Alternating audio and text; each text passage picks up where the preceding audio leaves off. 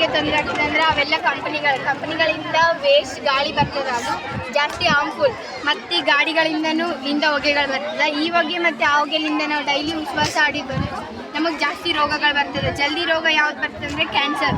ಅದು ಮೇನ್ ನಮ್ಗೆ ಬಾಡಿದಾಗ ಎಲ್ಲಿ ಯಾವ ಪಾರ್ಟಿಗೆ ತೊಂದರೆ ಆಗ್ತದೆ ಅಂದರೆ ಹಾರ್ಟ್ ಮತ್ತು ಲಂಗ್ಸ್, ಅವೆರಡಕ್ಕೆ ತೊಂದರೆ ಜಾಸ್ತಿ ಆಗ್ತದೆ. ಅವೆರಡಕ್ಕೆ ತೊಂದರೆ ಆದಾಗ ಜಲ್ದಿ ನಮ್ಗೆ ಹಾರ್ಟ್ ಅಟ್ಯಾಕ್ ಬರ್ತದೆ.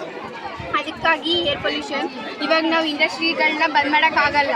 ಇಂಡಸ್ಟ್ರಿಗಳನ್ನ ಬಂದ್ ಮಾಡಿದರೆ ನಮ್ಗೆ ಸ್ವಲ್ಪ ಐಟಮ್ಸ್ ಸಿಗಲ್ಲ.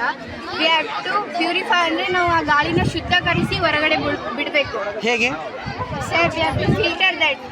ಹೇಗೆ ಫಿಲ್ಟರ್ ಮಾಡೋದು? We have to tell companies persons. We have to tell ಅವ್ರು ಹೇಗೆ ಮಾಡ್ತಾರೆ? ಅವ್ರು ಏನು ಮೆಥಡ್ ಕೆಮಿಕಲ್ಸ್ ಯೂಸ್ ಮಾಡ್ತಾರಲ್ಲಿ ಅದ್ರಾಗ ಒಂದು ಕೆಮಿಕಲ್ಸ್ ಹಾಕ್ತಾರೆ. ಆ ಕೆಮಿಕಲ್ ನಿಮ್ಗೆ ನಂಗೆ ಗೊತ್ತಿಲ್ಲ ಸರ್. ಆ ಕೆಮಿಕಲ್ಸ್ ಹಾಕಿದಾಗ ಅದು ಫಿಲ್ಟರ್ ಆಗಿ ಹೊರಗಡೆ ಗಾಳಿ ಬರ್ತದೆ. ಇವಾಗ ನೋಡ್ರಿ, ಇವಾಗ ನಾವು ಬೈಕ್ಸ್ನ ಕೂಡ ಕಮ್ಮಿ ಮಾಡೋಕ್ಕಾಗಲ್ಲ. ಯಾಕಂದರೆ ಬೈಕ್ಸ್ ಇಲ್ಲ ಅಂದರೆ ನಮ್ಗೆ ಎಲ್ಲಿಗೆ ಹೋಗೋಕ್ಕಾಗಲ್ಲ. ಅದಕ್ಕೆ ಇವಾಗ ಎಟ್ ಪ್ರೆಸೆಂಟ್ ಅದರ ಬದಲಿ ನಾವು ಎಲೆಕ್ಟ್ರಿಕಲ್ ಬೈಕ್ ಅದೇ ಯೂಸ್ ಮಾಡ್ಬೇಕು ಸರ್. ಎಲೆಕ್ಟ್ರಿಕಲ್ ಬೈಕ್ಸ್ ಯೂಸ್ ಮಾಡಬೇಕು.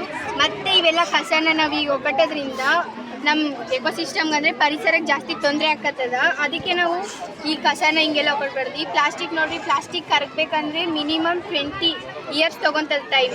ಅದಕ್ಕಾಗಿ ನಾವು ಎಷ್ಟು ಸಾಧ್ಯತೆ ನಾವು ಅಷ್ಟು ಪ್ಲಾಸ್ಟಿಕ್ ಯೂಸ್ ಮಾಡೋದನ್ನ ಕಮ್ಮಿ ಮಾಡಬೇಕು.